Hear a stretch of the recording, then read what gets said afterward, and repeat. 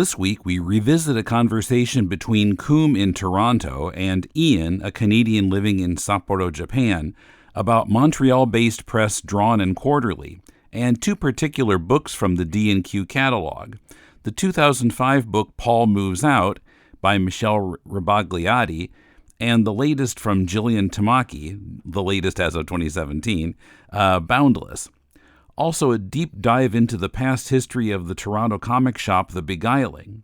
It's a flashback to episode 559 from August 7th, 2017. First, I'd like to thank our patrons for helping to keep the show going. You can pitch in by pledging at least $2 a month at patreon.com/deconcomics. This is Koom in Toronto. And this is Ian in Sapporo. Excellent. And this is Deconstructing Comics.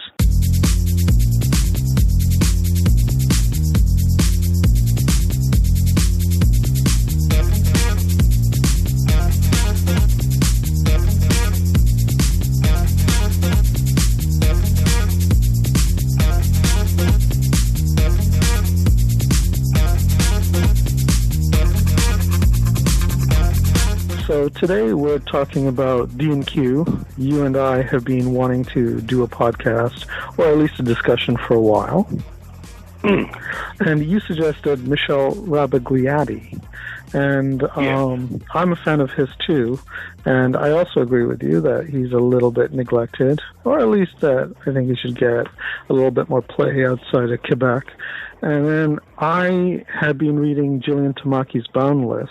So I suggested that since we'd already been talking about D&Q, that we talk about D&Q in general, maybe D&Q in the past and D&Q in the present, as a way of reflecting upon our feelings for D&Q and our appreciation for D&Q.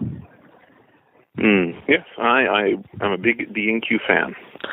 So let's just start with Michel's book, Paul Moves Out. Yeah. And you had said you were a fan of this before, and we both reread it, and we should discuss it. Now this book is Paul Moves Out, right? Yeah. And so I have almost all of the Paul series. Like, I think there's one or two books I'm missing, but I have about 6 downstairs. Okay, so of those 6, where is this in the chronology? Is this is about right in the middle. Yeah, it's the third one, right? Because probably like 3 of a lot of them are his childhood. They're like when he was a kid and then when he was a teenager and such. And this is maybe age 20 to 23 or so.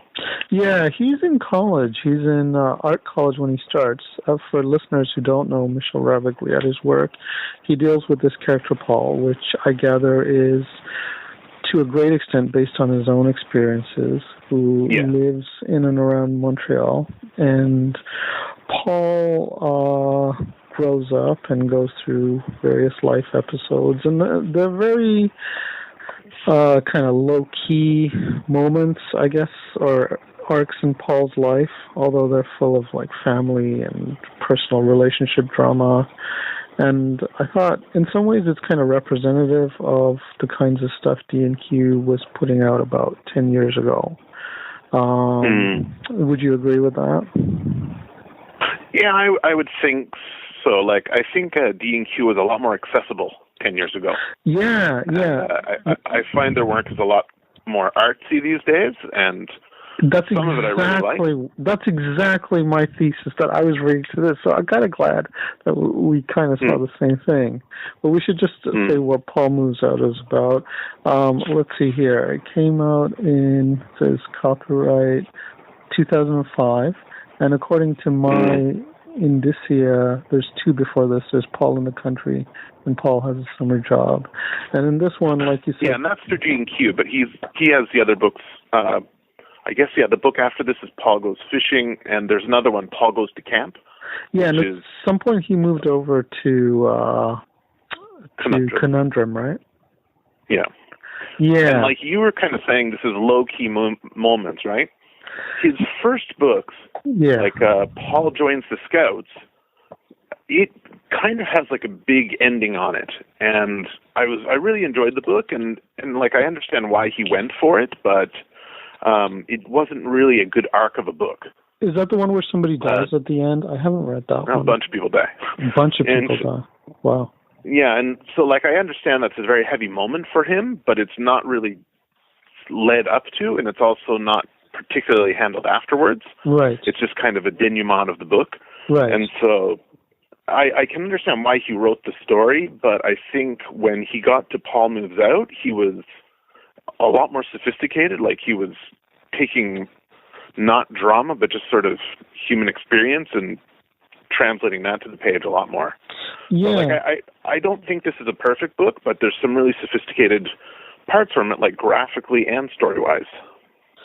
I quite enjoyed this. There is death in it. We should talk a little bit just about the overall framework of what this book is about. I think the only other one I'd read was Paul Has a Summer Job, where he's a teenager and he's working in a camp for the summer, and he ends up fighting with a fellow counselor, a young woman or a girl, and then they end up falling for each other, and then it's also about dealing with the kids, and it's sort of bittersweet because it's a summer romance when you're a teenager. Now in this one, he's in art school and he's learning about things like design. He starts off in an art school, which is very kind of old-fashioned. It's just about illustration. Yeah. Old-fashioned graphic designs. Yeah. Doing lots of letter sets and fonts and, like, really detailed work. Yeah. And then they get a new instructor who shakes things up. He's gay, and he introduces Paul and one of Paul's classmates, Lucy, and the others to new kinds of design, new movements. He even goes on a trip with them to New York, during which the instructor actually hits on Paul because they're rooming together, tries to make a move. Paul, like, struggles with that, and then he and Lucy end up basically, getting together during the trip, and then they later move in together, and it's about their young lives. There's also is it a grandmother or a grand aunt? It's an aunt, and she was actually in another one of his books, if I remember correctly. And she had appeared somewhere. Right, and then she passes away during the book. So, but there's also just little moments where they're looking after friends' kids, listening to music, going to films, watching Dynasty late night on their little TV on top of, cinder blocks in their room, painting the apartment, dealing with this crazy guy that the landlord sends over. It's kind of a vignette. Lots of lovely little moments. My critique for the book is I don't think the art school stuff should have been in it. Like, why is that?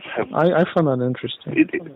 It just has no connection to the rest of the stuff that's going on in the book. And, like, when he moves out with Lucy, it's a really nostalgic feeling for me because I can remember being 20-something in the city and having my space with my girlfriend and just feeling great. Like, it's like really happy times.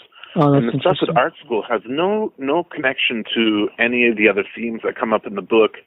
The only connection would be, as you said, the teacher shows him a lot of cutting-edge art. And so when I noticed, like, some of the music he heard from the art teacher, when he goes to, like, the club and listens to music, some of the same names pop up. Right. But other than that, there's no big thread between those two. So I think, like, he could have done one small book about art school, and then he could have done a little book about life moving out.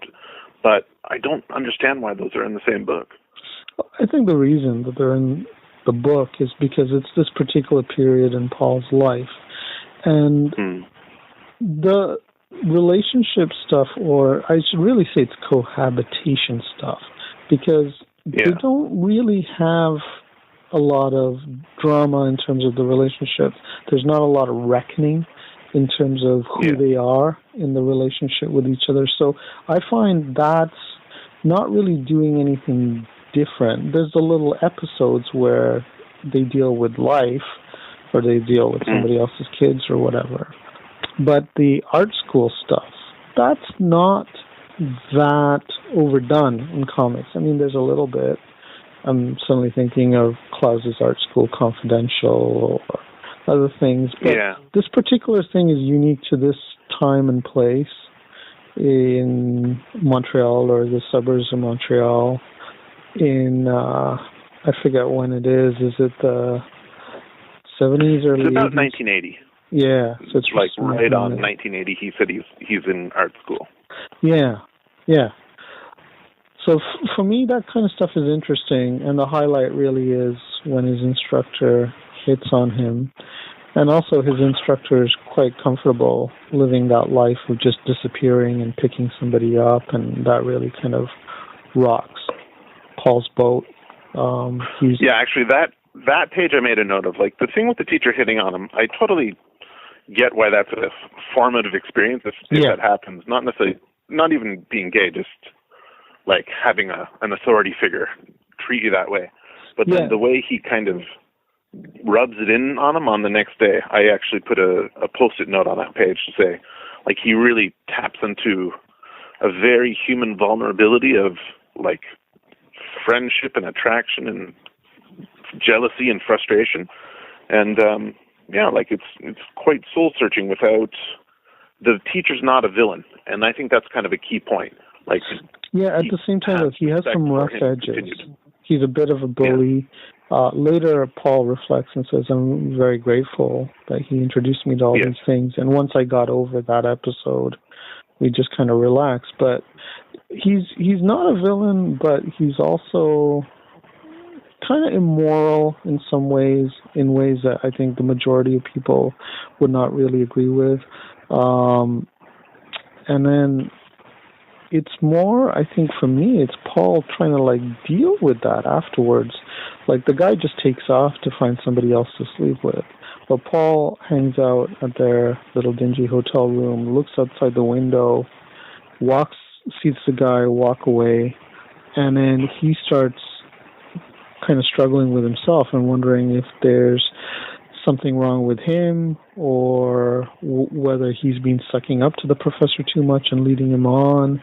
There's a little bit of a victim mentality going on there, but it's really, really interesting stuff, and it stays with me. But I want to go back to your saying that this is very accessible as a way of talking about the later D&Q stuff, which is not, perhaps. So can I get you to talk more about that? And they've been on a course over the last decade of getting more and more kind of obtuse writers. And so, did you get, I totally forgot the name of it. Is it Panther? No. Rick Devens. Oh, do you mean Gary Panther? Okay, no, Panther. There's a book called Panther they put out last year by, I think it was a Belgian artist. And it's a really beautiful book, and it's very artsy, and I really was enjoying part of it, but it's kind of like Julie Doucette in the early days. I don't know if that's the best pronunciation of her name.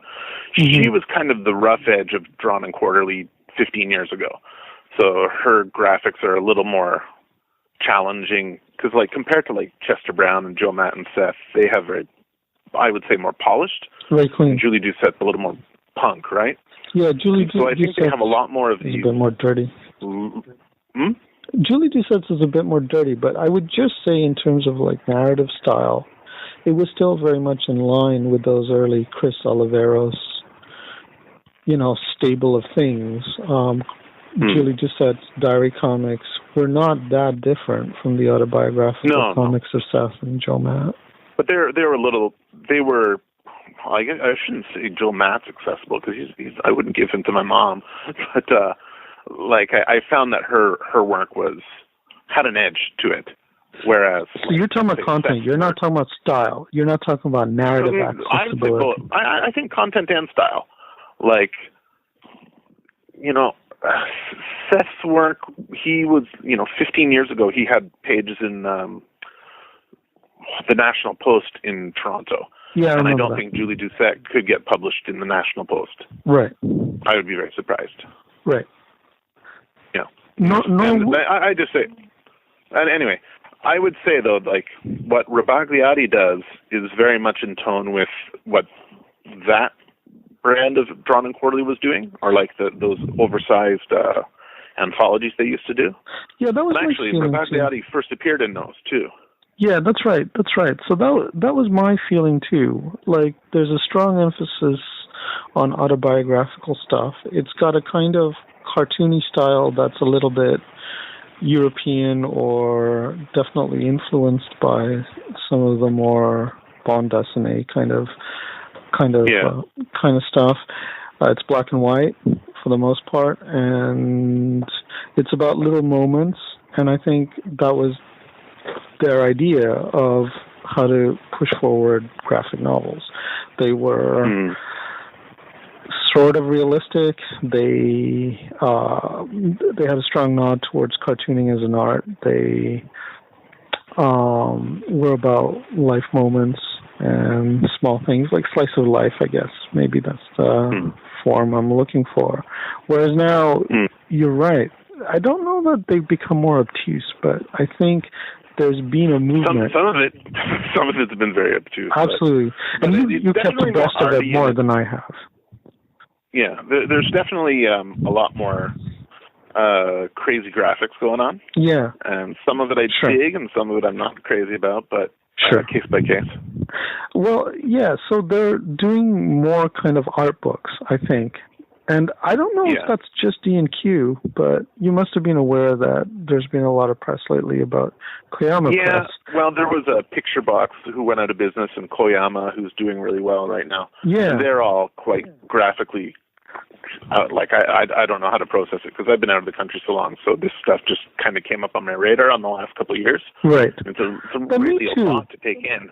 Me too, but I might just be slow and behind the curve. Yeah. Which I often am, and I often read stuff after the fact, as opposed to when it initially comes out.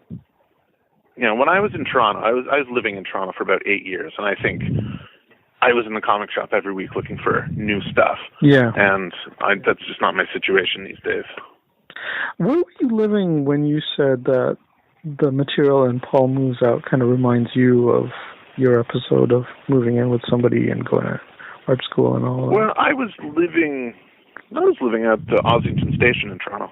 So you were in Toronto, and did you find that? Yeah, it was it's just having your own place and having your own space, and like you see them sleeping on food, like just a mattress on the floor. Yeah. And like right now, there's no kind of romance with poverty. Like I at that time I had Milk Crate bookshelves, and it was great. It was cool, and you just felt very happy with the things that you had, and you felt really happy with your life. And I'm past 40 now, and I just can't feel that comfortable that way, or my wife would get angry if I tried to have such a simple life right now. Like, it's just like life changes and things get different.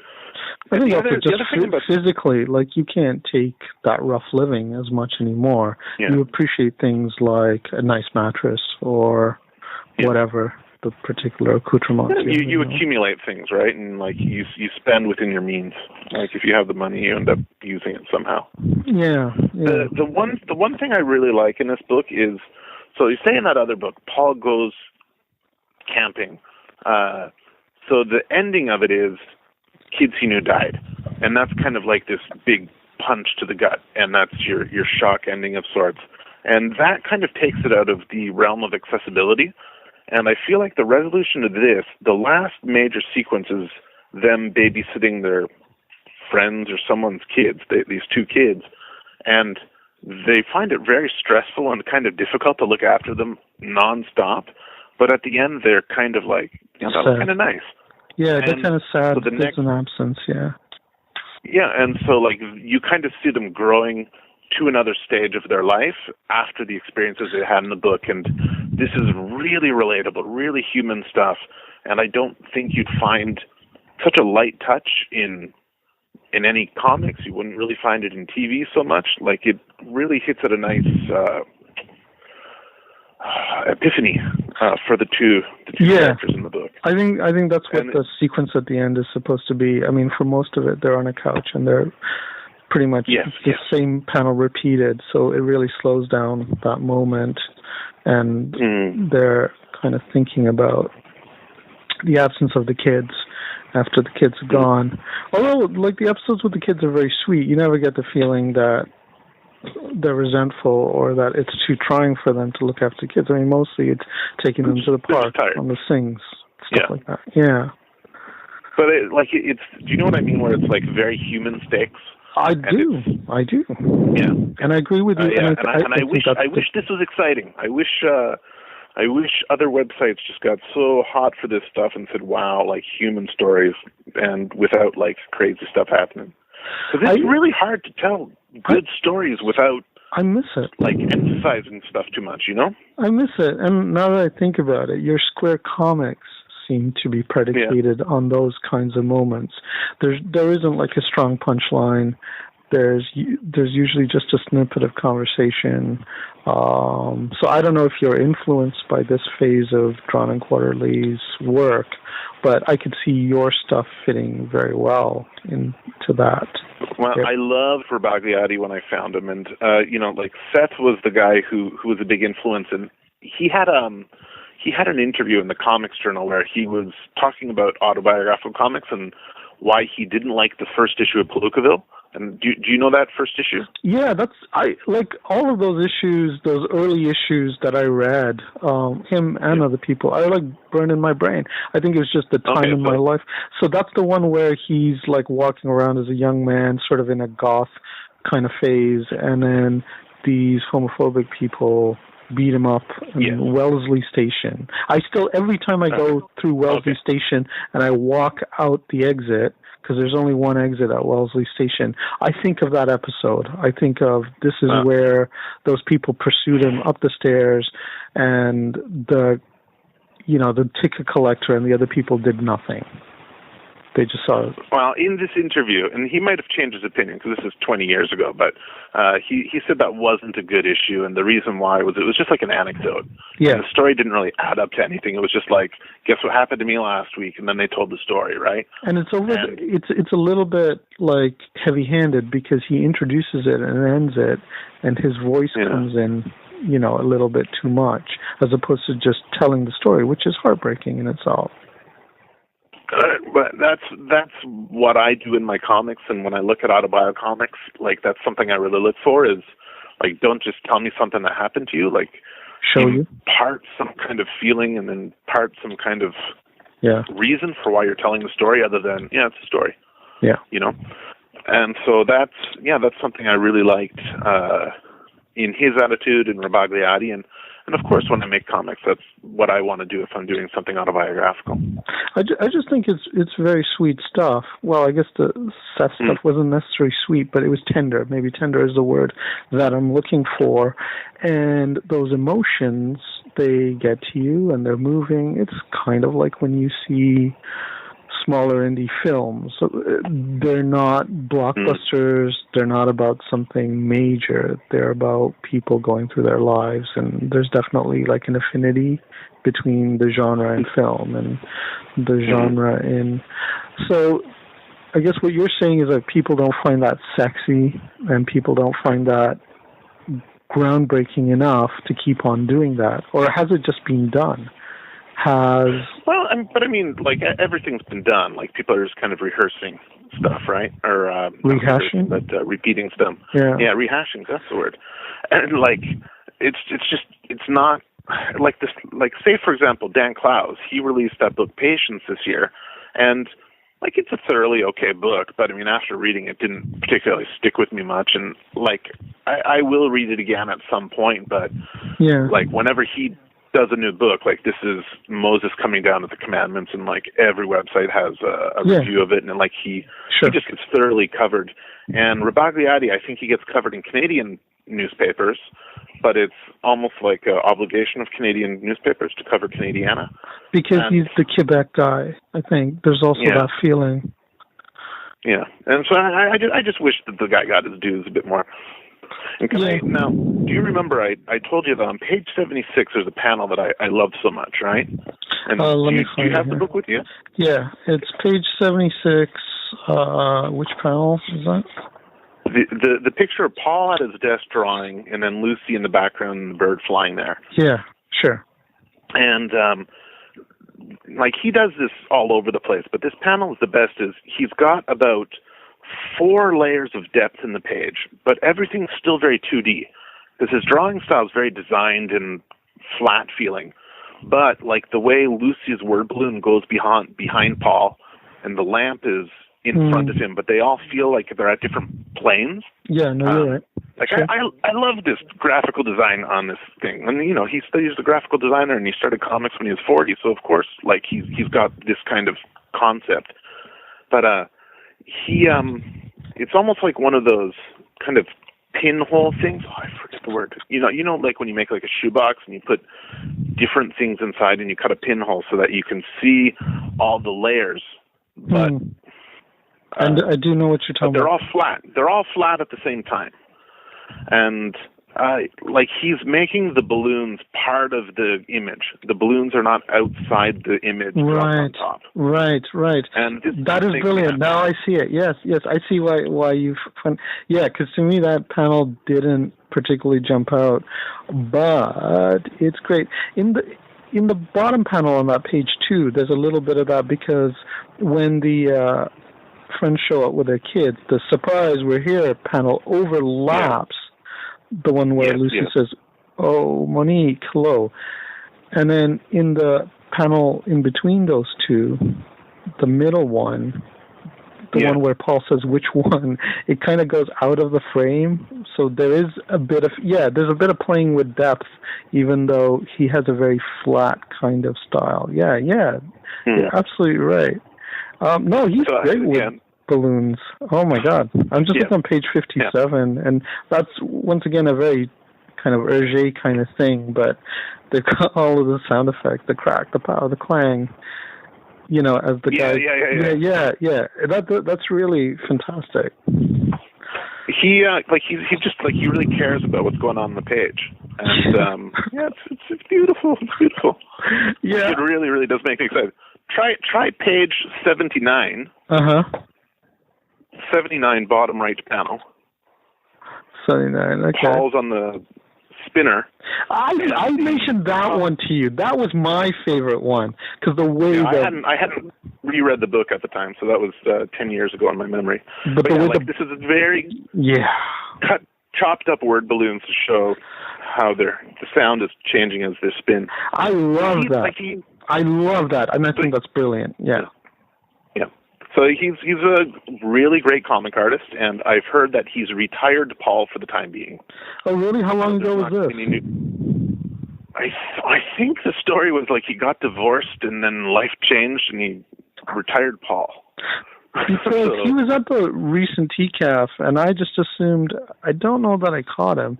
I just assumed. Okay, well, maybe this is just my imagination, but like I just. No, I'm not saying you're wrong. I just was saying I assumed he was still doing Paul, and he was there, kind of pushing Paul, and. It could be a dream.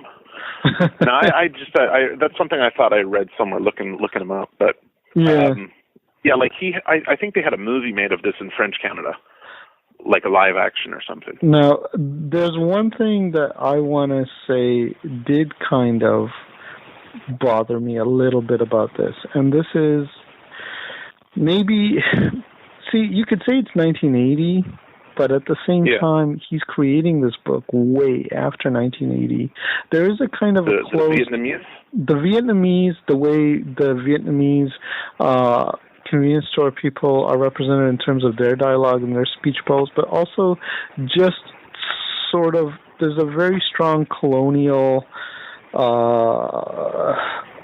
self-centeredness about Paul and Lucy and their whole situation, and also just I think the way Rabagliati presents them, he actually with the mask as well. And I'm not white, so maybe I'm more sensitive to this than you are, but I noticed it too. But that's actually part of what he feels at the time, though. Is him and Lucy are talking about the Vietnamese people.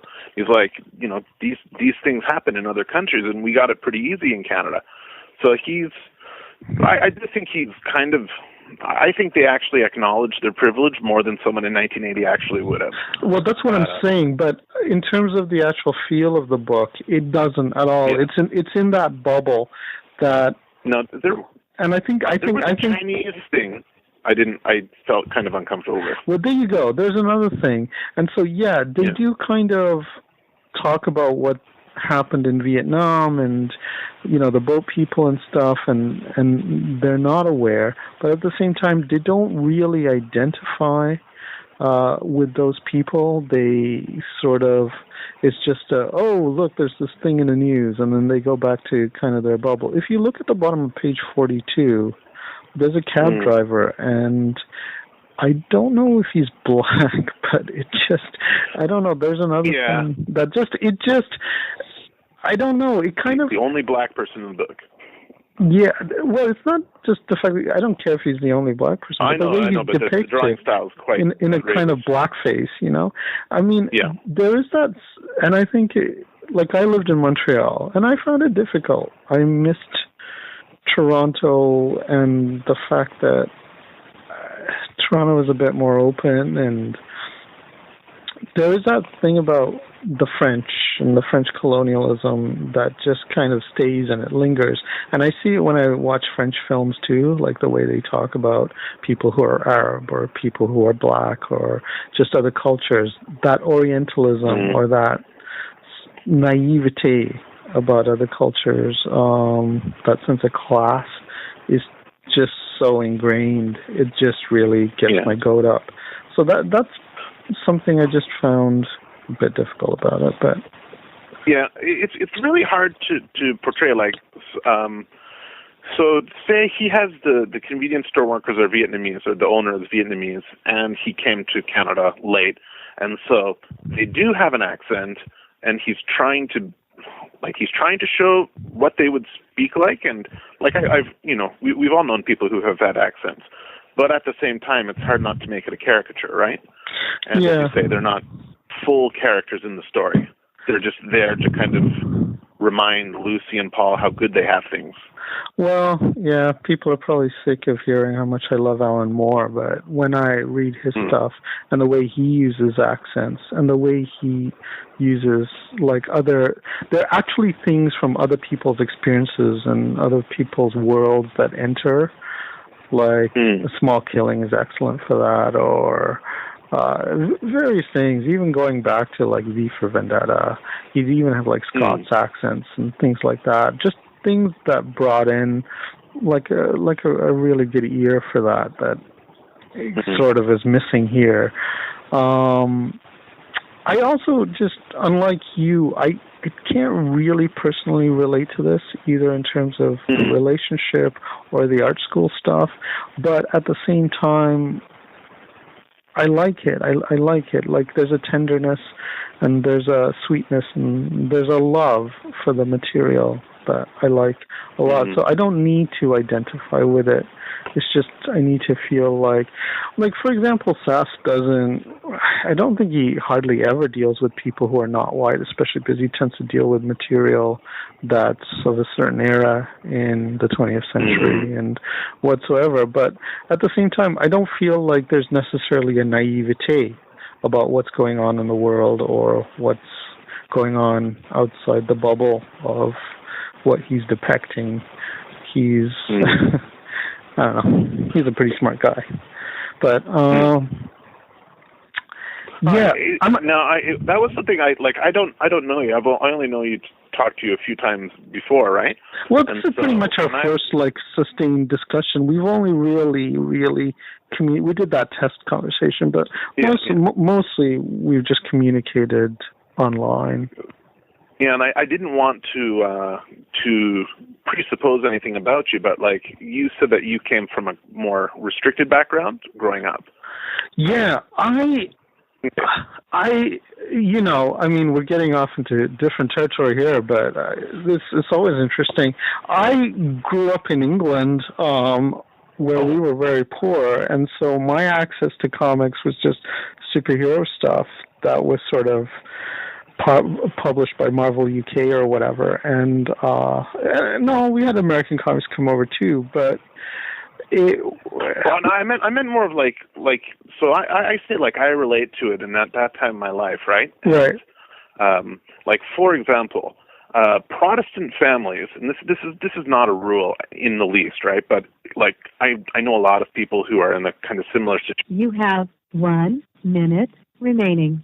Want them out of the house, yeah. Right? So like when I was 20, my mom was like, "So do you think you're moving out next year?" And I was like, "Okay, I guess so."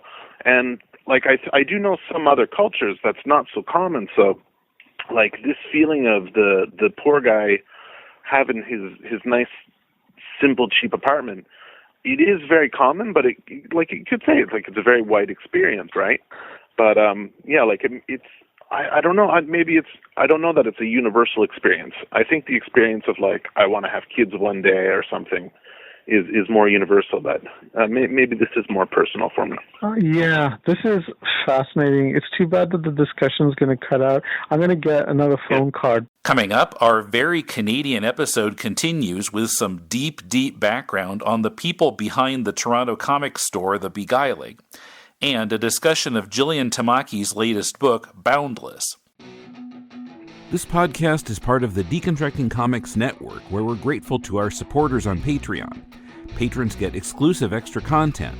Pledge $2 a month or more and get Batman 66 podcast Bat Bits and occasional trivia videos. Most recently, we presented trivia about 90125, the 1983 album from Yes. Coming up, we'll discuss early drafts of the script for The Bookworm Turns. At $4 a month, you also get our new monthly show, Silver Age Batman, where I'm moving through the book Batman in the 50s issue by issue, with a rotating second chair of Paul, Emmett, Patrick, or Kumar. Follow our Patreon for free, and you can hear the first 2 episodes of Silver Age Batman. Check it out at patreon.com/deconcomics, and thanks for your support. You like cheap comic books, right? Well, I'm Professor Allen, and I talk about cheap comic books on the Quarter Bin Podcast. In every episode, I'll dissect a single comic from my collection, as long as I paid no more than 25 cents for the issue. Forget about $4 new comics that you can read in 4 minutes, or crossover events that can cost $100 to collect.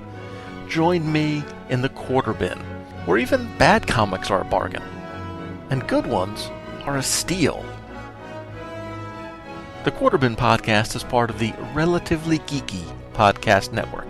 Visit us at relativelygeekypodcast.blogspot.com or search Relatively Geeky or Quarter Bin Podcast in iTunes.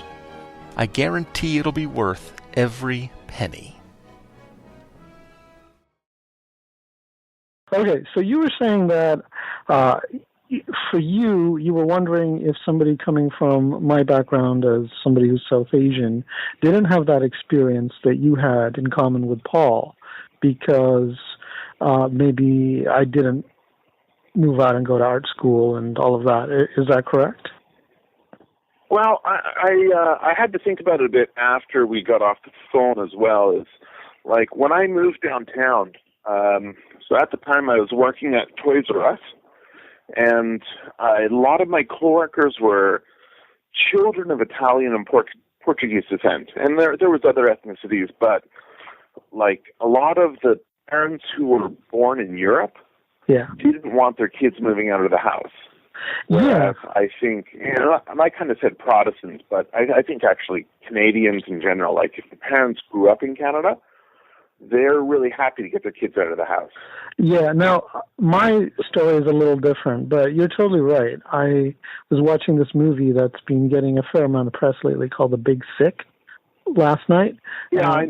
And it's very much about that, and I was thinking about my life and how it sometimes fits in with the paradigm of South Asian immigrants and what they want for their children, and how in many ways it doesn't.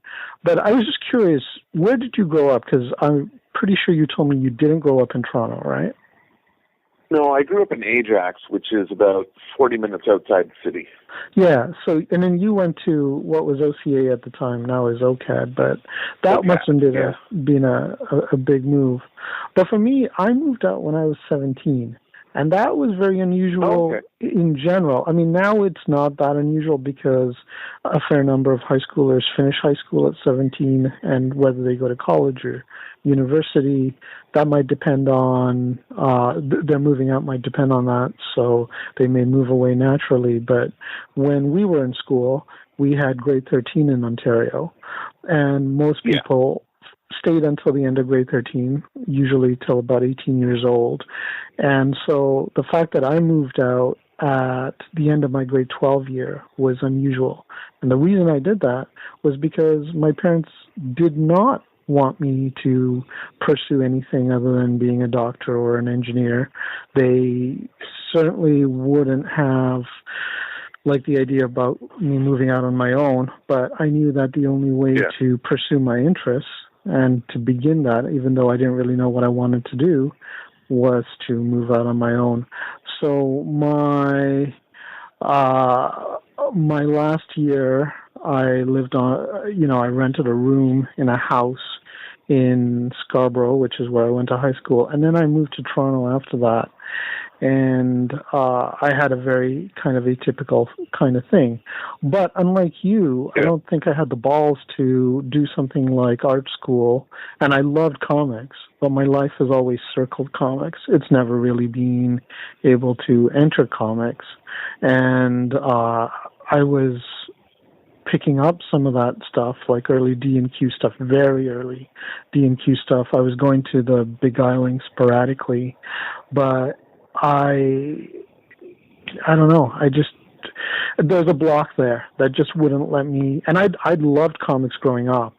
So I talked a little bit about being in England, and I had to smuggle comics into the home. That's how hostile my parents were against anything that kind of went outside the prescribed what you did as a South Asian immigrant trying to get ahead kind of thing. So I loved comics. I had the really atypical, not typical Canadian thing of make yourself happy. Yeah. Like a lot of baby boomer parents raised in Canada are whatever makes you happy, that's what you got to do. And so, like in high school, my top scores were math. Like I was really good in math, and there was no way I was pursuing that as a career. That's interesting. And I just saw it as a recipe for unhappiness and depression. Well, there was a big thing about, follow your bliss.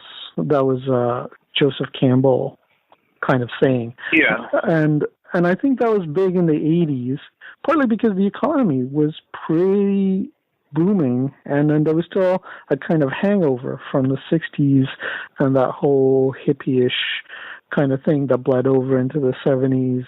But then the sobering of that came in the 90s, the crash, when the economy wasn't as good, and then there was the shift over to digital and very capitalistic kinds of forces that really made the market not so amicable to people who just wanted to do whatever they wanted to do and would kind of get by somehow. So I ended up being a writer, because for me, I think that was a bit easier than the idea of like moving into comics. But I had lunch with Chester Brown the other day, and I see him like once in a blue moon, but it kind of comes up, and I always feel a bit remiss when I discuss like meeting him and Seth back in the 90s and not really following up on some of that kind of stuff. And I always feel like I have to reckon with some of those choices that I made. Do you remember when I asked you online, when you talked about frequenting the Beguiling and going to San Diego with them, and I was wondering if it was the same trip that Shane had gone on, and you said you roomed with Shane. Yeah, well, we all were in the same room. It's just Peter had lived. Gotcha. Peter had lived in Japan, so he was fine sleeping on the floor. But Shane and I were in the beds. I see. That sounds like an economical kind of thing.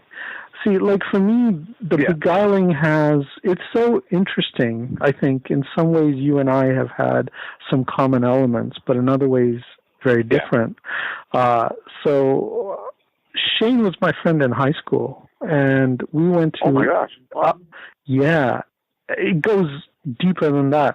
We went to a suburban high school. We made the trip down to do the comic book stores in Toronto, the Beguiling, but also there was Grey Region and the Silver Snail, and we went around like looking for issues that we didn't have. We went to conventions, the small conventions that cropped up in Toronto back then, which were quite lovely, in my opinion. But anyway, we went around, tried to get stuff. We lent stuff to each other, and I loved Shane. I mean, I loved comics, and there was a kind of an estrangement that happened, and it happened around that time of that trip, the San Diego trip, because that trip was before when they bought the Beguiling.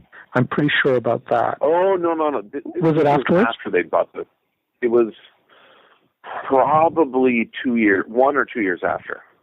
That's funny because I became friends with them when Peter was the guy behind the counter every day. But didn't Peter work at the Beguiling before he bought it?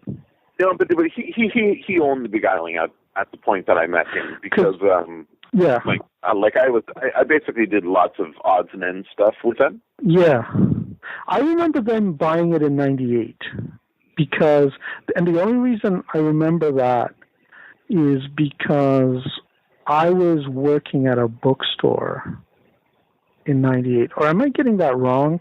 Maybe they bought it in '97. Yeah. When was your San Diego convention trip? Do you remember which year? It had to be in '98 or '99. Okay, so maybe I remember that maybe it was '99. I'd actually say it's probably in '98. Because, I was saying before to you that this Rabagliati book reminded me of being with my girlfriend in the city in my apartment, and we broke up when I was 23, and I went to San Diego the summer after we broke up. So that should be that should be 99. I turned 24 that summer. Okay, so we're practically the same age, pretty much, because I was born in '75. Yes. So okay, maybe I'm remembering that wrong, but I do remember that was sort of the trip where, a couple of things that had been grating Shane, I think, kind of finally rose up. But I think the thing that really divided us, and I don't know if Shane would agree because I haven't talked to him or seen him in ages, was that I didn't have money, and that definitely came out of an immigrant kind of status, and I was very careful about pennies and stuff, and then he had money to spend on comic books. He could go to San Diego, even though you guys were all splitting a room and what have you. And then as he bought into the Beguiling, that changed. Stuff, right? Say that again? He wasn't in the Beguiling. He was a part owner, but he was doing computer tech first. Well, when they started out, because I was still kind of communicating with them, albeit less, and more, less as close friends, but from what I understood, they were going to make a go of it. And once again, if you ask Shane, he might remember this differently, but I remember sitting down for food with him sometime in that mid to late 90s period, and him saying, Steve and whoever the other guys, they're selling the Beguiling, and Peter and I, Peter talked to me about buying it, and they need a certain amount of money. I think they needed they were asking for $8,000, and between Peter and Shane they had $6,000, and so there was this $2,000 gap. And to me, $2,000 was all of the money I had in the world, and that just hung there, pregnant in the conversation, and I expressed momentary interest, but then I pulled it back because I was like, this is crazy. I don't have the confidence to do something like this, even though it sounds awesome. I don't have the confidence to do it. And the other thing was I've never really clicked with Peter. I know some people like yourself do, but I think with other people, Peter in general, the Beguiling sort of seem, I don't know, they seem alienated, or they find them a bit cold or snooty or what have you. And so Shane was the person I knew. And so I couldn't go into this with them. And it's like the thing like not following up with my experience with Seth, like the kindness that Seth took in, teaching me some stuff and spending time with me and all of that when I knocked on his door and said, I really love comics and I want to, get into comics somehow. That and not being a bit more bold at that point with the Beguiling kind of really, I don't know. I don't know if I'd have been happy doing it, but that's something that I always remember in my particular way, in that way. And then I ended up changing jobs because I was working at this awful job. I was working as a process server for a paralegal company, which was run by these assholes who rip people off and whatever. And so I wanted to get out of that. And then I worked at a bookstore, which was almost as bad. It was an awful bookstore, but it was around that time, and that's why I remember that being 1998 when Shane and Peter took over the Beguiling, and then Shane said, well, he's going to bring his computer expertise to it, and they're going to put a focus on selling art. And some of that stuff is still there. Like, Shane's imprint is long gone, but I remember back in those days, Shane designed the website. He uploaded the scans of the art.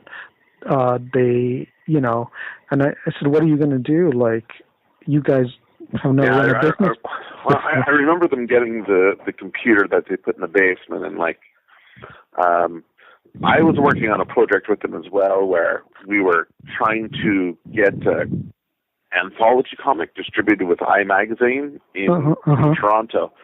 And now when Shane's kind kind of asking for $2,000 from me, and I he wasn't. To be honest with me, he wasn't asking. He just put it out there. No. Do you know what I'm saying? I understand the feeling of betting on yourself, right? Yeah. And I think Shane was very confident to bet on what he was doing. He was a very sensible guy, and I think that's part of the reason I didn't click with him was because he was head on his shoulders, knew what he was going to do at a very young age, and I was more of a floater. But he was also very comfortable. I remember going over to his house, and it was holy shit. I was living in one room that I was renting from somebody in a house, because I only got to know him in my last year of high school. He was a year behind me. And then, just on the basis of the fact that we both like comics, we were in this creative writing class together, and we, the teacher would say, the comic book shop is closed, guys, because we'd just be handing each other comics over the desks, instead of handing each other our stories or whatever to look at. And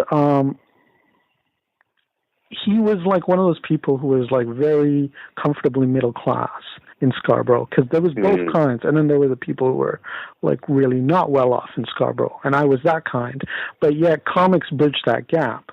But later on, it didn't. So I remember when you guys went to San Diego, I said, would you, get something signed for me? And I just assumed that he would. And he got very upset. He was like, I'm paying thousands of dollars to go on this trip, and you're just expecting me to get something signed. And he was right.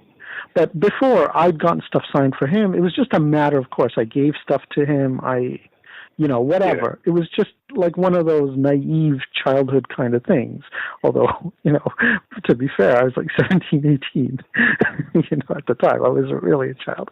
But, it was one of a few episodes that just kind of, and then so when they bought the store, I said, hey, can I work for you guys? And he said, well, we're looking to, I'm really spilling a lot of dirt here, so I don't know if this is good. Yeah. He said, well, we're looking to hire people who'll take stuff in trade, because, and I should also say they ended up buying the store for $2,000 less. So, I think they got it for $6,000. They got the stock for $6,000. They obviously didn't get the building because they were renting it from Ed Mervish's son. But so they got, I don't know, maybe I'm remembering those figures wrong, but it was something really crazy. So Steve and his partner really wanted to sell and just get out of there. So they gave it to them for the money that they had anyway. And Yeah. So I said, well, no, I need money because I need to survive. And so I took that other bookstore job, and then Shane said, okay, well, if we need somebody, we'll call you. And then apparently he called, but for some reason my phone, and you got to remember back in those days, I had that primitive Bell online voicemail thing, right? I don't know if you remember having that. Like for an extra $5 a month on top of your phone bill, you get like a digital kind of thing, you know. So online answering machine. Yeah, it wasn't really online because it wasn't on the internet, but it was like through your phone. And apparently I didn't get the message or the messages. And then so he was kind of a little annoyed at me because he was like, I left messages saying I got some hours you can do at the store and you never got back. And I said, I honestly didn't get those messages. So for whatever reason, I don't know, that whole thing is tied up with, I don't know, a certain sense of personal. So I'm fascinated when you talk about knowing those guys. And then there's another chapter with me, which I won't talk about because it's a bit sad, years later, where, you know, I don't know. Like, I don't know if I was ripped off.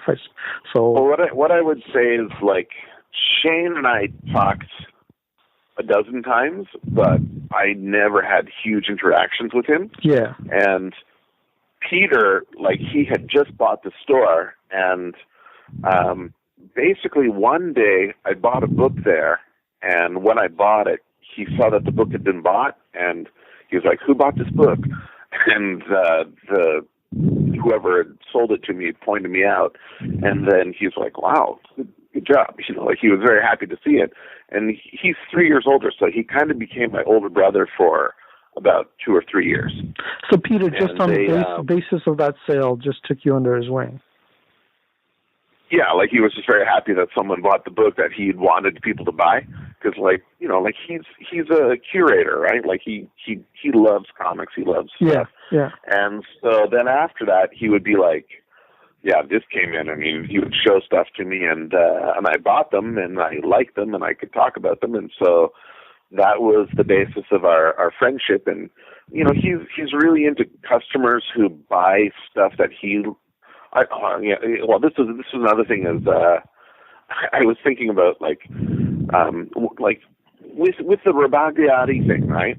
Yeah. Where I say, well, I can relate to it and I can really get with it. Like, when people say, oh, you have good taste in books and you have good taste in music, you're basically saying you like things that I like, right? And so, well, yes and no. I do think there's empirical basis, or there are basis for judging things. Like, I mean, there are things I don't like, but that I have no problem admitting are accomplished or are important or what have you. But maybe I just don't. And there are things that I like that I know that are inferior works or not completely polished works. But I just like them for certain reasons. And sometimes I like them because other people don't like them as much. The Rabagliati, for example, right? Like, I feel very warmly towards that. And we got to talk about Jillian Tamaki's book in a while, and maybe go. Well, with Peter, he and I had really simpatico tastes on a lot of things, and he introduced me to a couple keystone artists. Like, he introduced me to Yoshihiro Tatsumi, and that's an influence which grew. Like, I can't emphasize how much I enjoyed his stuff. So, yeah, like, and I ended up just, that was my place to go, and I was there twice a week, 3 times a week, and I spent a summer sleeping in the basement there, and, like, it was a very good foundation time for me. No, that's amazing, and I'm very happy you had that experience. I've always never really had that. Or an intimation of that with Peter. Like, we're always cordial to each other, but it's always a little awkward too. And yeah, I at that time I was like party guy. Like, I was going out to a lot of parties, and I think there was a certain quality to me that I was exotic to him, because he's not exactly that way. No, he's pretty. And he's pretty, I don't know what the right word is. Straight. Yeah. No, like and it was like it was a really good balance. Like we got a lot from each other at that time. So no, I think that's amazing. I just wish I'd always just known him through Shane, and I didn't know what to make of him because I don't know. I'm a very kind of open, expressive kind of guy. Maybe that's my immigrant side. I don't know. Next week, go down to the Beguiling and say, "Hey, let's go out for lunch, man." I can't do it. I can't do that. Like, you're on the other side of the world. You're reminiscing on a part of your life that was fairly positive. I'm on this side of the world reminiscing on things that, like, I'm happy to talk about them because they're meaningful to me, but at the same time they're kind of awkward and painful as well. Yeah. And so I got to ask you, like, I don't know what Tim's going to think of this because this is a wild digression, but I'm all about the big digressions because I think this is the ultimate thing about comics and art is the way it touches your life or the way that it kind of blends with your life. And so to me, I think that's its value. But and comics in particular, because I think it's still something that's kind of special and unique more so than the other big arts, like visual art or film or music or whatever. But yeah, so I was having lunch with Chester, and we started talking about Shane and Peter, and I kind of gave him a version of what I just told you, and he said, "I don't think Shane's there anymore." And I said, "Yeah, he's not there. Like, I think Chester said he's not part of the Beguiling or something." And I said, "Yeah, he's not there as part of the day-to-day operations. He hasn't been for ages. They never mention him. But he's got to still be a partner because Shane, like you said, is a sensible person. And I can't see him having given up his share of the partnership, especially as the Beguiling became more of a bigger player and a more lucrative place because they supply all the libraries and stuff. And as a school teacher, I've seen, like, school libraries I work for go to them and get books from them. Yeah. I've even gone on the behest of one of my libraries down to get stuff, like, for my students and, that kind of thing. When I was teaching my continuing ed course on comics, I set it up with Peter so that my students went to the Beguiling to pick up their books, for the syllabus, right? So, I mean, I can't see Shane have given that up. And the last thing I'll say was, I'm a nostalgic person, so I really wanted to see Shane and see how he was doing and all of that. And then I was moving, and something Shane had given me, it was like an art project he'd made in high school. Like, he gave it to me when I moved when I moved to Toronto, I think, and or before that, and it's kind of cheesy, but it was like a replication of the Splash from Dark Knight Returns, but he'd done it massive, like he'd taped all of I had no clue he had any creative juices in him. Well, I think like a lot of people, we kind of copied from comics or whatever, right? Everybody did that. No, but like I never had that inclination from him at all. Like, I thought he was a computer programmer. And No. Shane appreciated stuff. Shane introduced me to he stuff. appreciated stuff, but I thought of, like, creatively, I didn't think that was his thing. Well, I think it's also a high school thing, right? Like, you're in high school and then you try. Like, I remember when he was in his final year, he took that creative writing class again, and he tried to do a graphic novel instead of writing something. Like, he tried, So anyway, he did this massive thing. It would, like, fill the wall of an apartment. It was, a Splash from The Dark Knight Returns, like redrawn huge on all these. And I was like, and I still had this, and I was like, he'd probably want this back, or he'd probably want it as, like, something from his high school years. So I called Peter and I said, "Can you give me, like, a phone number for him?" Peter says, "I have no phone number for him." And once again, this is me thinking it's Peter being weird or whatever. I'm like, in my head, I'm thinking, what are you talking about? Like, he's your partner. And then I said, well, I'm sure Shane would like it back. And what if I drop it off at the store? And Peter said, okay. Like, I said, when's Shane going to be in next time? And Peter said, I don't know. And so drop it off, and then I write like a little card saying I'd really love to, grab a drink with you or see you again, ask how you're doing. And then so apparently Peter put both the envelope and this big picture thing in the basement. And then a year later I said, so did Shane pick it up? He said, no, it's still in the basement. So I have no idea what's happening there. I have no idea. I think it's plausible that Peter bought him out. It's plausible, but then why wouldn't Peter have said that? Peter should. He wouldn't say. Strange. It's like I had the utmost respect for those guys. Yeah. So I never ever asked them any serious question about that stuff. Yeah. Whereas, like, if it was someone like I didn't have an interest in, I'd probably be really brash and obnoxious about asking. But like those guys, I just like, okay, that's your business, and yeah, I never talked about it. Like, no, I hear you, and I wouldn't feel comfortable asking that to Peter. But Shane was my friend at one time, and I'm just curious. Like, I think if Peter bought him out, like, I think Peter would have said something like, "Shane's no longer part of the." It's just the awkwardness of saying, well, I don't talk to him, or effectively saying, I don't talk to him. I don't have any contact info. He hasn't picked up the thing you dropped off in a year. That is just, I don't know. Will I ever see Shane again? I can't find him on Facebook. I can't, it's okay. It's not like, I'm heartbroken. I'm a little sad. I hate to say it, but like you really have to just make that step and say, like, how can I get in contact with him? I did. That's what I'm saying. I did do that. Oh, okay. Yeah. With like no result. And he said he didn't know how to. Yeah.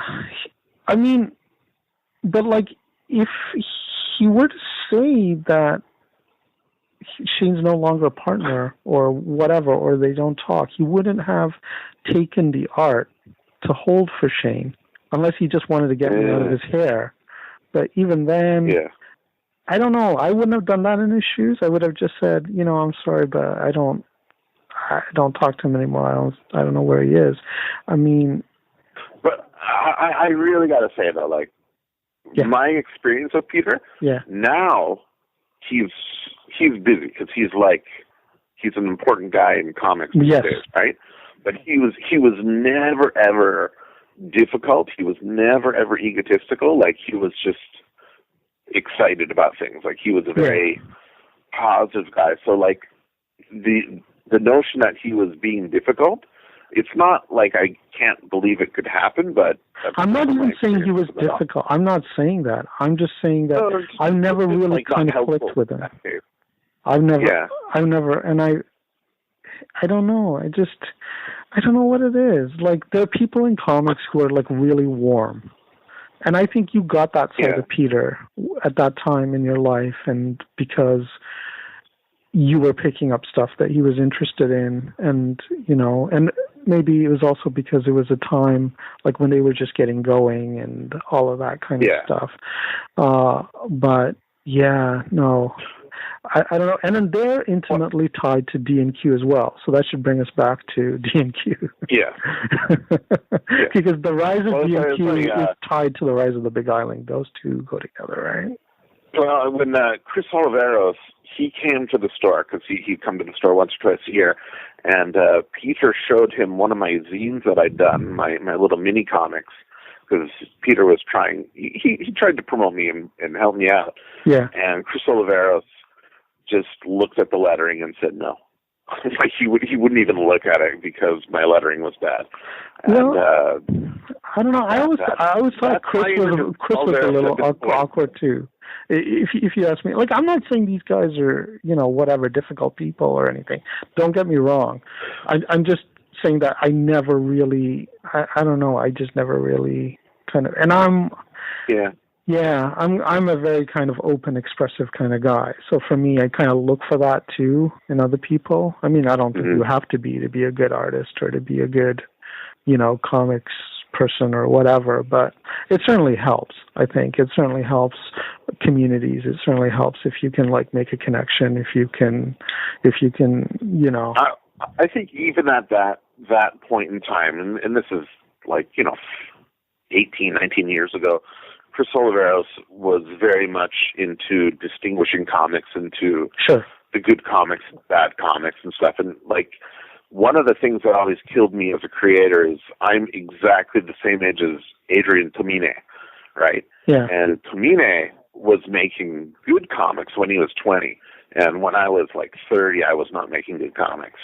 Well, Tomine's just gifted. I mean, how many people are hitting their stride that young in life? And to be honest with you, I think his earlier stuff's better than the stuff he's doing now. I've sort of almost gone off of the more recent stuff because I was crazy about the stuff that was collected in Summer Blonde. I think is like amazing. And for me, it's, even though I no longer feel that young angst so keenly, I can still look at that stuff. And that's another thing I wonder now, because I wonder if it's just sort of a certain time and place in my life that makes me love certain graphic novels or certain comics work more than other stuff. Because I can remember that early Seth stuff. I can remember that stuff by Chester. I can remember the Joe Brown stuff. Even the little, the few issues of Dirty Plot I read, or the graphic novel I read by Julie Doucet. I can remember that, you know, and the Tomine. Yeah. But now, when I read stuff, I don't remember it as well, or it doesn't make as much of an impact much of the time. Not all of the time, but much of the time. And so I don't know if it's just like, you know, I'm less impressionable, or my memory's not so elastic anymore. You're putting stuff on the top of the pile, right? Like, you have your essentials already decided. And it's really hard to get into that niche. And I feel the same with comics, but I feel the same with music too. Like, it's really hard to create new essentials, you know? Yeah. Anyway, we should talk about Jillian Tamaki and all of this. Yeah, that's perfect. Yeah. When I read the book, and because I talked to you about reviewing it, it made reading it a little more difficult because I kept trying to put it all in perspective. Well, I think the discussion we're having is a good one. So we don't have to review it so much because, I mean, it is getting widely reviewed. And I'm a little uncertain of my own ability to review it, to be honest with you. I wanted to go into it pure, and like a lot of the time with reviews, I often don't read reviews until after I've seen the thing. Like, I want to have a conversation about something as opposed to be told why to enjoy something. Yeah. And so I didn't look at the reviews, and actually I only finished reading it 2 days ago, so I haven't read any reviews of it since then. Well, that's kind of good, because to be honest with you, I've only read that one real review in The Atlantic that I sent you. I do know it's been getting out of the press, and it's been really good press. But, I mean, I do think Jillian Tamaki is sort of part of a newer wave, or a newer and a higher kind of echelon of successful, I don't know how old she is, but let's just say younger cartoonists who are sort of at the forefront. So do you know how old she is? I have no idea. Yeah. And so I read Skim, Suddenly Last Summer, Super Mutant Magic Academy, and then now this. So I thought we could at least discuss the book. Have you read all of those 4 works as well? I read the Last Summer, whatever. I forget the title. I think it's Suddenly Last Summer, isn't it? Yeah. Oh, I can't remember. I lent the book to a friend, and the friend never gave it back. So it's been kind of out of mind for a year and a half. But and the Mutant Academy stuff, I read a bunch of it coming out on Tumblr. But the summer book, like, it drove me crazy how gorgeous it was. Like, that inking is basically, like Rabagliati. I want to do what Rabagliati does because it's super clean line and it's graphically so sophisticated. But my line tends to be a lot more organic than Rabagliati's is. And Tamaki, her line is super organic. Like, she's doing brushes and she's got flow on it. And so that Last Summer or whatever it's called is like that book is one of the most gorgeous books I've ever seen in my life, and just for that fact, I was not so happy with this book Boundless, because well, let me just throw in my two cents there. I totally agree with you. I think in general her art is very gifted, whether it's those penguin covers or it's this stuff from Skim, like just the darkness and the shadows that the lines bleed off into, and the confidence to not have to render faces so adroitly, and yet at the same time to have such expressive brushwork in the bodies and the sway and the motion. In Something Last Summer, it's gorgeous, but also in Skim, and I think the art in the new book is fantastic, but I'm getting that you didn't like it. By the way, I looked it up. It is... Well, it's all different. Like, the new book, when I got to the end of the book and I saw the, whatever the book notes are, and it was, well, this appeared in this magazine, this appeared in this magazine, this appeared here and here. I was like, oh, okay, so this was not a book. This is just a collection of stuff she wrote. And I was totally not surprised, because there is no thread going through this book at all. Like, there's the thread of an artist who has a certain way of thinking, but this is not a book that, I don't think it works as a collection in that way. Do you know what I mean? Yeah, I agree with you. I mean, I have my own feelings about the book that it didn't really but for me, it's not the art. Like, the art, especially in terms of the way she crops stuff or the way she picks different styles. They're not exactly different styles, but different modes. And the balance of the text and the picture, it's all designed very well. You were talking about a sense of design earlier, and her sense of design is different than Rabagliati's, but she has design sense in spades. I mean, she's very, very gifted, and she's not like Tom Bonet, who's got a very artsy. Yeah, I mean, it's fantastic. I'm so sorry. It's not called Suddenly Last Summer. That's a movie. It's called This One Summer. I just looked it up. This One Summer. Yeah, This One Summer was her previous book with her cousin Mariko. But this book, like a lot of the stories, I kind of feel like she's playing and she's having fun, and it's cool, but it's one of these things where I actually would consider this a great book, but I wouldn't necessarily recommend it to people. Yeah. Like, I think this is it's a very strong work. Like, I can see a huge amount of talent and a huge amount of thought, but I wouldn't necessarily say, oh, you got to read this. Like, it's just not great in that way. Well, just to take it back to the original idea we started off with, which is that comics, or at least indie comics, about 10 years ago, were kind of a different kind of thing, and graphic novels were the kind of thing that the Michel Rabagliati book, Paul Moves Out, is kind of representative of. And there's been a shift, or at least I feel like I see this shift that's happening or has happened to the more art book or the concept book. You know, I mean, it's like the difference between Hard Day's Night Beatles and Sgt. Pepper's Beatles, right? Or White Album Beatles. It's that kind of shift that's happening in alternative comics.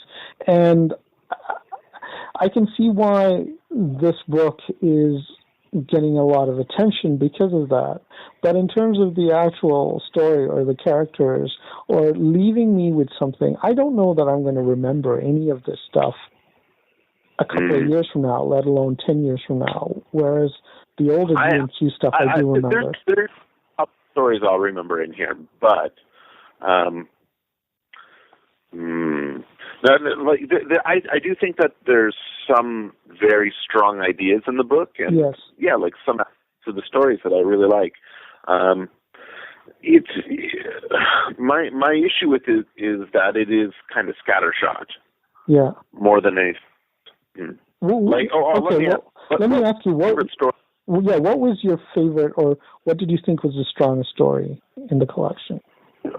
One dot Jenny, the reflexive Facebook one. That's maybe my second one, but okay. But I think the strength of that is the concept. So for listeners who probably are annoyed at our rambling, we should say what the story is about. In the story, there is it kind of reminded me of this small indie film called Another Moon, although I might be remembering the title wrong yet once again, where there's another Earth and things might be slightly different there, and it's kind of in view, and it reminded me of that. But basically in the Tamaki story, there is an alternative Facebook, and it has the same people as on our Facebook, but things are slightly different in their lives.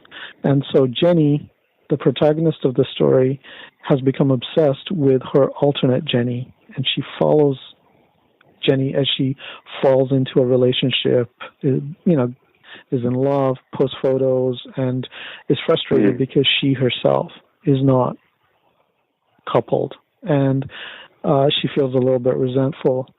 And then as that other Jenny goes through a breakup at the end, then she feels a little bit better, and she wonders and muses about why it happened, and, the fact that she feels better about it. But yeah, go ahead. What was it about that one that stood out for you? Well, I thought it was a strong metaphor, and it was a strong concept and a strong metaphor, and played it well. And there's this notion of when people use Facebook and use social media, they have a huge comparative problem. And it's kind of known that, even if you don't, when people post on social media, they post happy things. They don't really post they don't post about their divorce. They don't post about, the failures in their life. They post the happy things. And so even if you realize that your friend's life have much more nuance than you would see on social media, you can't help but reflect on your own life in doing so. And so when you have this thing of there's an alternate version of me and they're having a different life, and the woman reflects on her own life in that way, it's a story well told, it's a concept well told, and it's just expressed well. And so I dug the story. And actually I dug a lot of the stories in here. Well, I think it's kind of like a concept album. There's stories about concepts, and that's one of the neatest concepts in there. There's another story where this person talks about the relationships in her life and how each of the people that she's been with has been affected by this kind of cult movie. It's a made-up movie, but the Darla. Darla, yeah, and I, it was an interesting idea.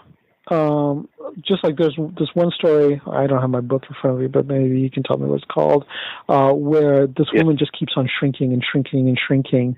And Half-Life, thank you. And I love these concepts. They are great. She's got a sense of wit.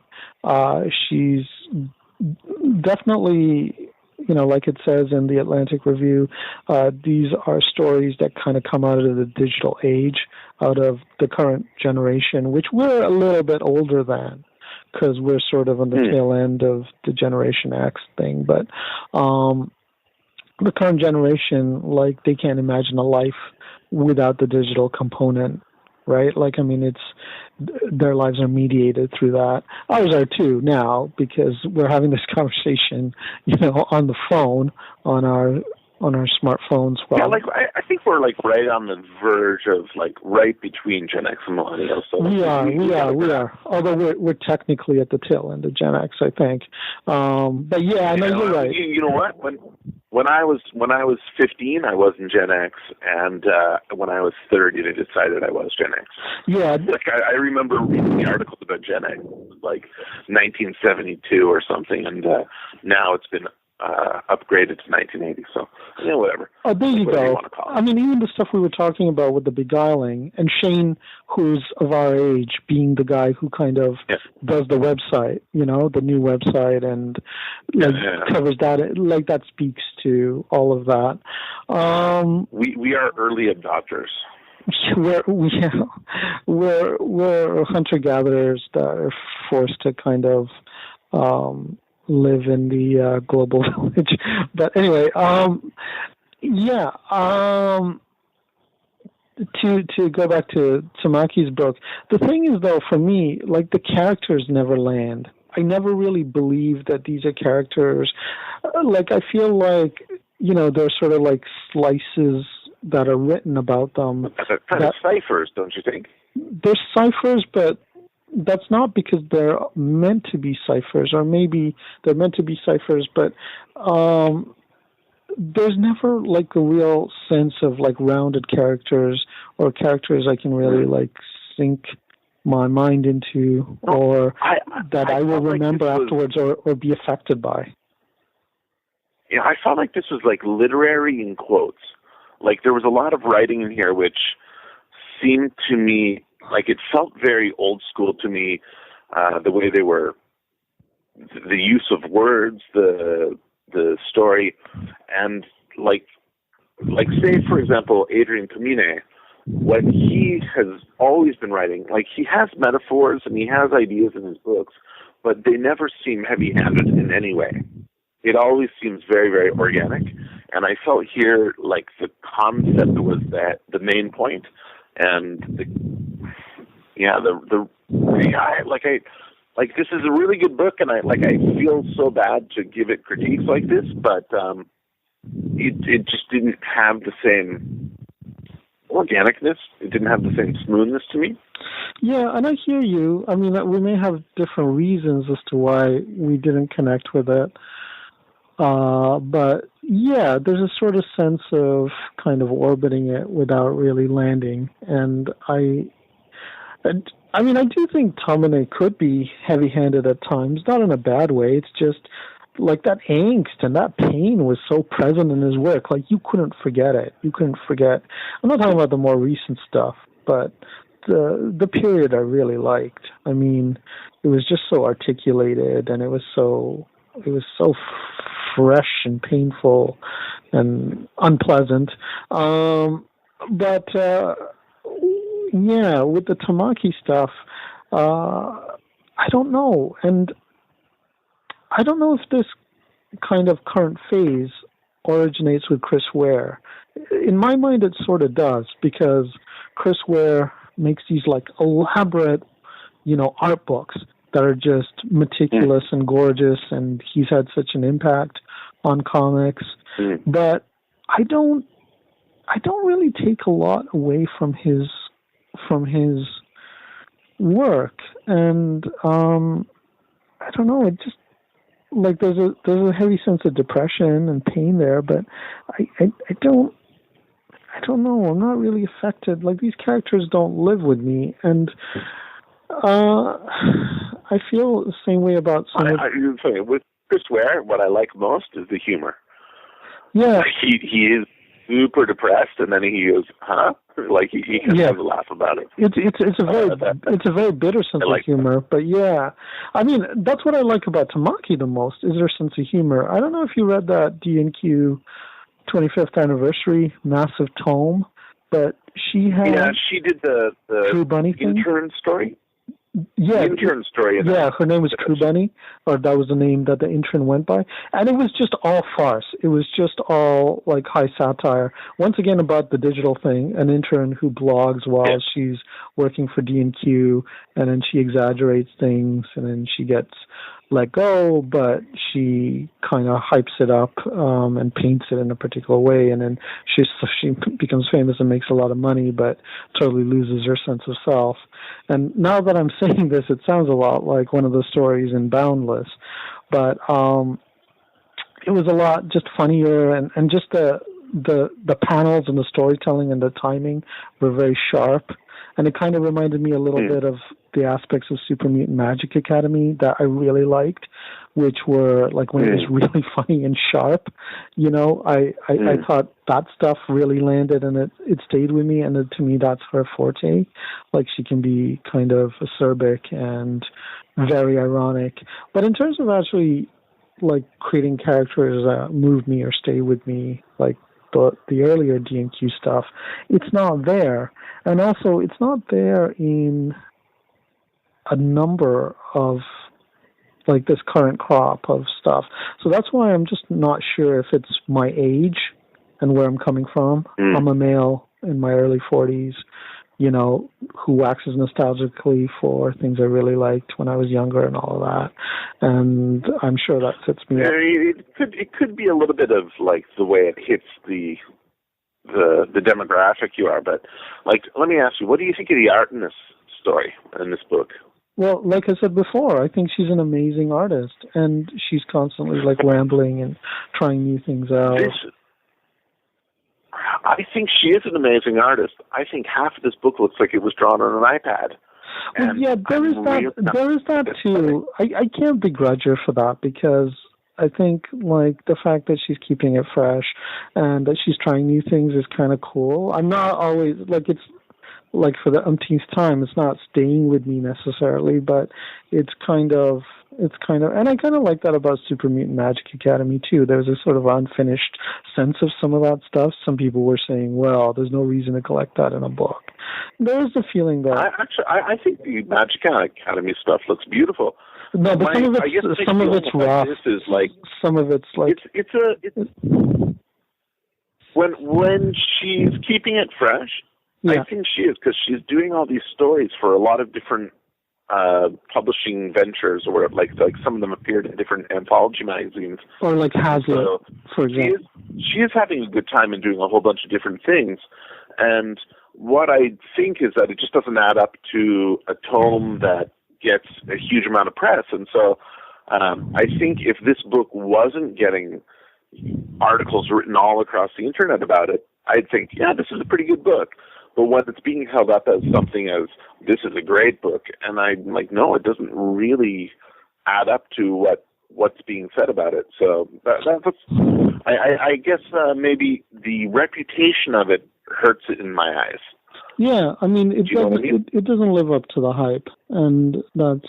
But let me ask you, just because our podcast is waxing pretty long at this point, including the earlier part. What were the last couple of D&Q books that you read that really hit you, that stayed with you? Well, the book I mentioned to you yesterday, Panther by Brecht Evans, like, that's a punch in the stomach. Like, it's got some weird stuff going on. Like, it was a punch that you liked. I was loving it until it punched me.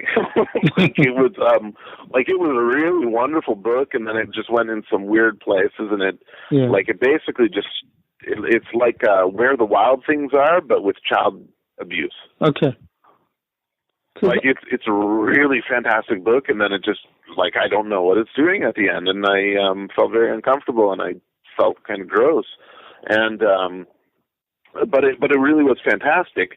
And the rest of the D&Q stuff, like, you know, they do a lot of international translations. So the last, I guess it came out 3 years ago now, Shigeru Mizuki's World War II, not World War II, he has a book, Showa, which is the history of Japan from just before World War II until the 80s. And that book is just ridiculous. Like, it should be on every reading list on the planet. So that's really fantastic. Like, D&Q print some really essential comics, but I kind of get the feeling of, like, that book, Showa, if it was written by an English artist in English in America, they wouldn't publish it. They're not interested. Like, their international translations, they like traditional cartooning, you know, Moomin and stuff. But from American artists, they like weird artsy stuff. And it's a really strange thing of the company these days. Yeah, I don't really know what to make of them. I'm kind of like, they produce high quality stuff, and I'm always curious to see what they're doing. But for me, I think, and once again, I read stuff after the fact, because I'm always a bit behind the curve about these things. But like the stuff when I like not including that early generation that we were talking about, it's still older stuff. Like when I think about things that really affected me, I would say Rutu Modan's Exit Wounds. Not so much her subsequent book, The Property. It didn't have the same punch or impact, although it's visually quite beautiful because she's a very skilled, illustrator. That's on D&Q? They're both D& Q. The Property. Okay. I read the Exit Wounds. I bought after the Property. Is that the book's name? Yeah. What's the new one? The Property? The Property is the most recent one. Exit Wounds was the one before. I love that. I thought that was absolutely amazing. You thought The Property was amazing. I thought with Rabagliati, I like the low stakes. I like the human experience. And I do too. I just didn't feel like it hit in the same way as Exit Wounds, which just moved me. I haven't read Exit Wounds. I bought it, and it's... You got to read that. I think the art grows. I bought it, so I'm going to. We should do. I bought it on the strength of The Property. Well, I like The Property. We should do another podcast at some point, and we should discuss both those books. I also have her collection of stories, Jamilti and Other Stories. She did a series of. They're like cartoon blogs, and I can't remember if it was the New York Times or some other newspaper, but those were great too, and I think those might still be up online. And then Vanessa Davis's Make Me a Woman collection from around that I haven't read that. Same time. I really like that. But like once again, these are older things. In terms of recent stuff, I really liked Peter Bagg's Fire. It's his book about Zora Neale Hurston, but that's not typical D&Q. I think D&Q solicited it because his book on Margaret Sanger did really well. What a Moon Cop? I haven't read it. I read a little bit. I read a little bit of his stuff. I don't know if it really. Once again, it moves me. It's kind of okay, but it doesn't. It's that book. That book is a footnote of a Chris Ware book. Like Chris Ware goes all over the place, and then he does like a little digression into something, and that's Moon Cop. And so like that book was on so many top 50 lists, top 20 lists. I bought it, and I was like, if it was $6, I would have been totally happy that it was $20, and so I was pissed off. But like that book. I haven't been angry about a book in 10 years. That was the first time I was angry. So, oh my gosh. Well, there you go. Go to the store and just read it on the shelf and tell me what you think, but don't buy it. Okay. Guy Delisle's new book, which is an account of somebody he worked with who was taken hostage. That's supposed to be fantastic, but I haven't read it yet, so I'd like to read that. That's from D&Q. Yeah, I enjoyed it. Like, I had this Pyongyang, and a friend of mine read his book about going to Israel, and that guy, he got angry about the Israel book from Delisle's point of view. But I really think he's a good artist, and he's got really good substance in his art. His writing, I don't have as many opinions on, but structurally, he's a good artist. I like the writing more than the art, to be honest with you. The art is too monotonous in terms of his travelogue stuff. It's too simple and repetitive for me, but it's fine. I don't dislike it. Like, I'll read it. I don't know. I'm looking forward to reading the new book because it's different in terms of style and the content too. So, is the new one fiction? No, it's about somebody he worked with who was taken hostage. You know, because he works for, or his wife works for MSF or something. Yeah. Sorry, go on. Well, I knew roughly that it was about being stuck in a room or being hostage, but I didn't know much else other than that. No, as far as I'm aware, it's nonfiction about somebody he knew that this happened to. Like, you know, regardless of any criticism, they are an interesting publisher, and like, I was thinking of like the Tamaki book. I wasn't thrilled when I finished the book, and like But at the same time, I could say these are things I can talk about, and these are things they will stick with me to an extent. And like when I read, I've been reading some image stuff because like it's like television, like it's a kind of entertainment, and Image publishes a ton of books, and whenever they do their first collection, the first collection is just $10, and so like I bought about 10 or 12 of them, and like it's all sci-fi concepts and stuff happens, and when it's done, I ate a sandwich. Like it doesn't have any sort of staying power. I feel the same. I feel the same. Yeah. Although I'm much happier with Image now than what Image used to be, and I'm happy that that an independent, house like Image can get traction, because I think that just speaks well for the industry. But I feel the same as you. I just have to throw in, because I didn't get a chance to earlier, but the story from the Tamaki collection that made the biggest impression on me was Sex Coven, and partly it's the longest, but also I just think it's the most sustained in terms of like something that I'll remember, and the concept too, the concept of this ambient music that just works like a drug and psychedelic. Do you listen to drone music? No, I don't. Have you listened to music that works in the same way?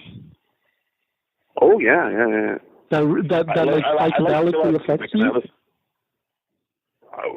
Well, that's the thing is like there's a connection between meditation, drugs, and drone music, which all is meant to get you vibrating on a higher plane. And so I like that concept, but I liked in that story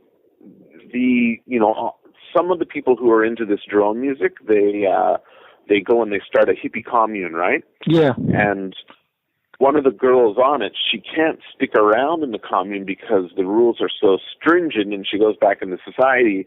And the end of the story is her trying to have a cigarette at a cafe, and they're like, well, you can have a cigarette on the other side of that fence because that's the mall, but you can't have it here. And so, like, she did have a point about rules are arbitrary, and everywhere you go has a rule, and you can't, if you say there's no rules, then that turns into a rule.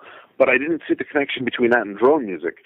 So it was a little bit of a puzzling story, but it was an interesting story still. Yeah. Anyway, that's the one the one about the fly too. I think that one kind of, I don't know. I mean, they all had ideas in them.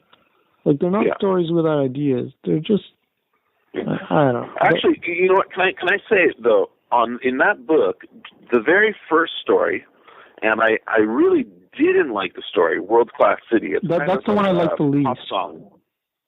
Yeah, but the opening page is this picture of a woman, I guess a shirtless woman, with the top of her head cropped off, and when you turn the page, you can see her face.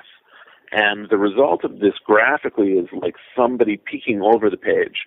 And that delighted me. I thought that was just like a graphically fantastic thing. And then the rest of the story I didn't like, but that was like I was smiling, and I was really happy to start the book with that image.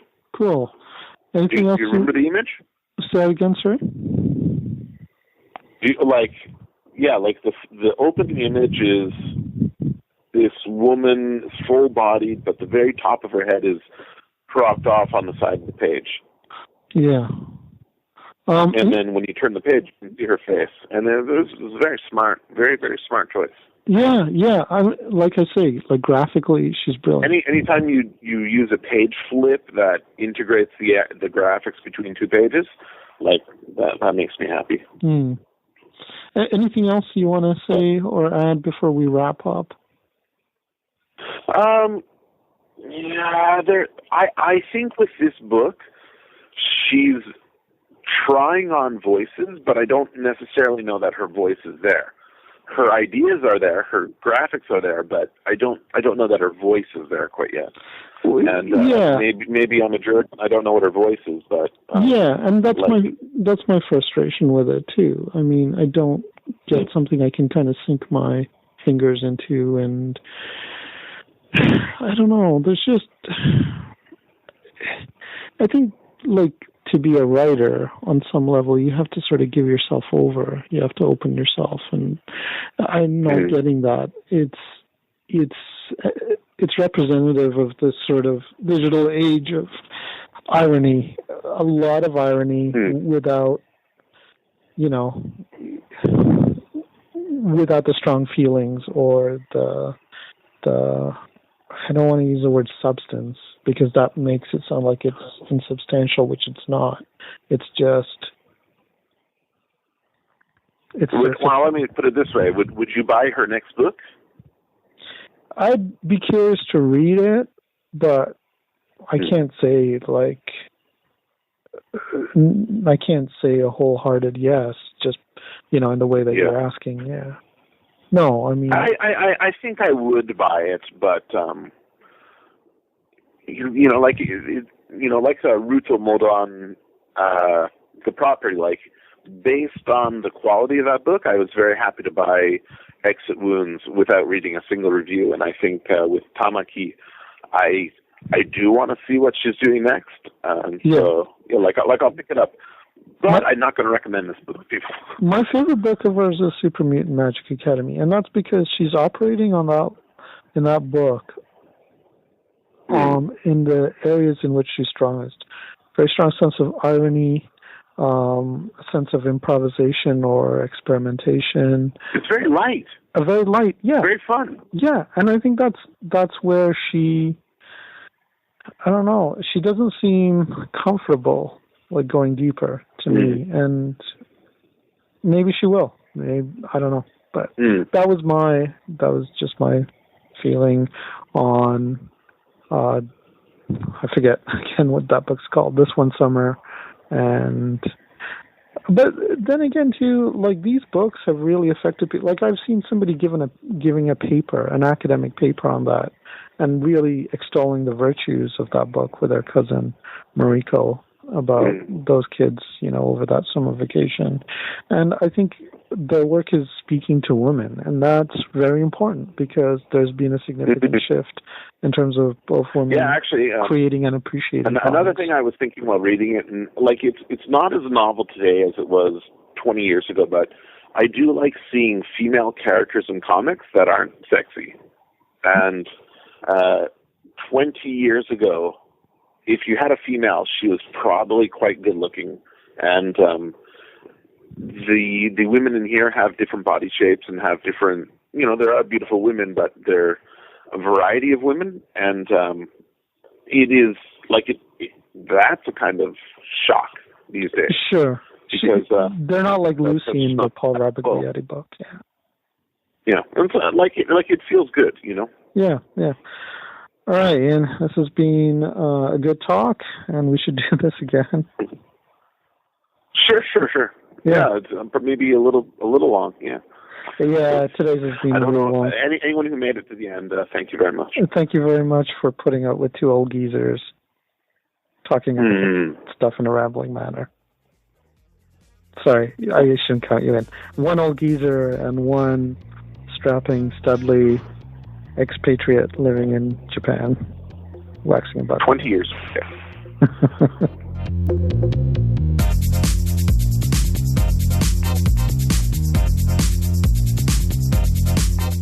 This is Tim back in 2025. I've decided to step back from the social media platform known as X. Not deleting the account, but I won't be posting there anymore. Instead, you can follow us on Blue Sky at Decon Comics. On Facebook, we have both a page and a group. I'd recommend the group as being a bit more interesting. Those are all linked from deconstructingcomics.com, as is our YouTube channel, where our episodes are posted every week as videos of a single image. You can comment on our episodes there on YouTube or on our site, or drop us a line at mail@deconstructingcomics.com or talk to us. Click the Leave a Voicemail link on the left sidebar of our site. Are you making a comic? Send it to us and we'll do a Critiquing Comics episode about it.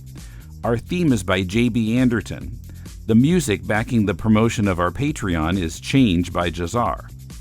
Next week, an all-new episode of Critiquing Comics, discussing a horror anthology comic and a graphic novel focusing on a karaoke box establishment. Listen next week to find out if Adam, Jason, and I thought these comics were great, if their creators need to go back to the drawing board, or somewhere in between. Till next time, this is Tim, and thanks for listening to Deconstructing Comics.